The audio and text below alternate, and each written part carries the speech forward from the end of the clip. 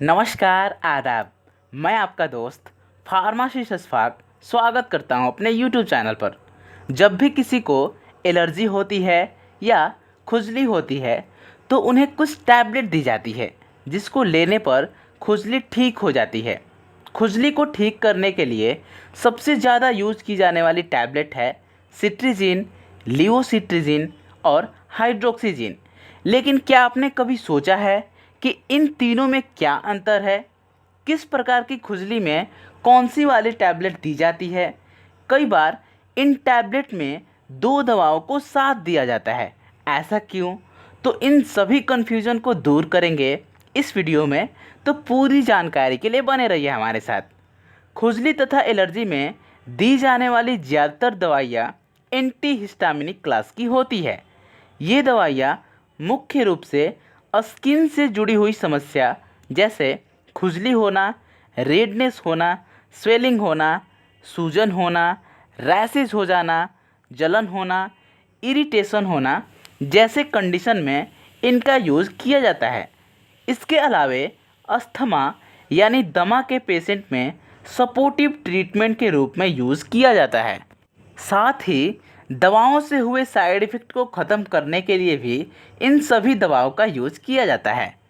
ये दवाइयाँ जो इन सभी कंडीशन को ठीक करती है वे H1 एंटीहिस्टामिनिक ग्रुप की होती है। यह दवाइयाँ H1 हिस्टामिन रिसेप्टर पर बाइंड करके कार्य करती है। अब इन तीनों दवाओं के बारे में बारी बारी से जान लेते हैं। हाइड्रोक्सिन टैबलेट हाईली सीडेटिव तथा काफ़ी पुरानी दवा है तथा सिट्रीजिन और लिवोसिट्रीजिन सेकेंड जनरेशन एंटीहिस्टामिनिक दवा है जिसे हाइड्रोक्सीजिन के बाद इंट्रोड्यूस किया गया। हाइड्रोक्सीजिन पोटेंट तथा selective H1 antihistaminic receptor inverse agonist है। इन्वर्स एगोनिस्ट एक्टिव साइट की एक्टिविटी को कम करते हैं। ये एंटागोनिस्ट की तरह रिसेप्टर को कम्प्लीटली ब्लॉक नहीं करते। हाइड्रोक्सीजिन ओरल रूट या पैरेंट्रल रूट किसी भी रूट से दी जाएगी तो यह एब्जॉर्ब होकर लीवर में जाती है और लीवर में पहुंचने के बाद यह हाइड्रोक्सीजिन से अपने एक्टिव मेटाबोलाइट सिट्रीजिन में कन्वर्ट होती है। इसलिए हाइड्रोक्सीजिन को सिट्रीजिन का प्रो ड्रग भी कहा जाता है। हाइड्रोक्सीजिन से सिट्रीजिन में कन्वर्ट होने में लगभग 1 घंटे का समय लगता है। नेक्स्ट है सिट्रीजिन।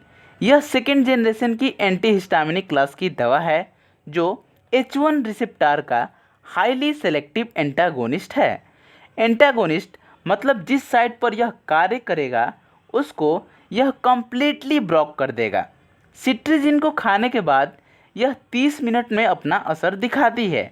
इसे एक बार लेने के बाद 24 घंटे तक बॉडी में एक्टिव रहता है। नेक्स्ट दवा है लिवोसिट्रीजिन। यह सिट्रीजिन का ही लिवो आइसोमर है। इसकी बायो अवेलेबिलिटी की बात की जाए तो सिट्रीजिन से लगभग 15% ज़्यादा होता है। लिवोसिट्रीजिन H1 हिस्टामिन रिसेप्टर का सेलेक्टिव एंटागोनिस्ट है। यह एब्जॉर्ब होने के बाद इसके 90% पार्ट प्लाज्मा से बाइंड हो जाता है। सिट्रीजिन और लिवोसिट्रीजिन BBB यानी ब्लड ब्रेन बैरियर को बहुत ही कम मात्रा में क्रॉस करती है। इसी कारण इसे लेने पर सीडेशन यानी नींद कम आती है। लेकिन हाइड्रोक्सीजिन BBB को कम्प्लीटली क्रॉस कर देता है जिसके कारण इसे लेने पर नींद आता है। किसी किसी कंडीशन में इनमें से किन्हीं दो दवाओं को साथ में लिया जाता है। लेकिन सवाल ये है कि दोनों ही एलर्जी की दवा है तो साथ में क्यों दिया जाता है? तो सिट्रीजिन को जब लिया जाता है तो यह एब्जॉर्ब होने के बाद 30 मिनट में इसका 90% पार्ट एक्टिव रहता है। 10 घंटे बाद 80% पार्ट एक्टिव रहता है और 24 घंटे के बाद 60 से 70% भाग ही एक्टिव रह पाता है और धीरे धीरे इसका एक्शन ख़त्म होने लगता है। इसी कारण जब किसी व्यक्ति को स्किन रिलेटेड ज़्यादा समस्या हो तो उसके बॉडी में सिट्रीजिन का कंसंट्रेशन समान रखना होता है। तो सुबह में सिट्रीजिन टैबलेट दी जाती है तथा शाम को हाइड्रोक्सीजिन टैबलेट दी जाती है, जिसे साथ में लेने पर बॉडी में कंसंट्रेशन समान रूप से बना रहता है। ये थी जानकारी सिट्रीजिन, लिवोसिट्रीजिन और हाइड्रोक्सीजिन के बारे में। अगर वीडियो अच्छी लगी हो तो इस वीडियो को लाइक करें, और अगर आप हमारे चैनल पर नए हैं तो इस चैनल को सब्सक्राइब करके बेल आइकन को प्रेस करें। धन्यवाद।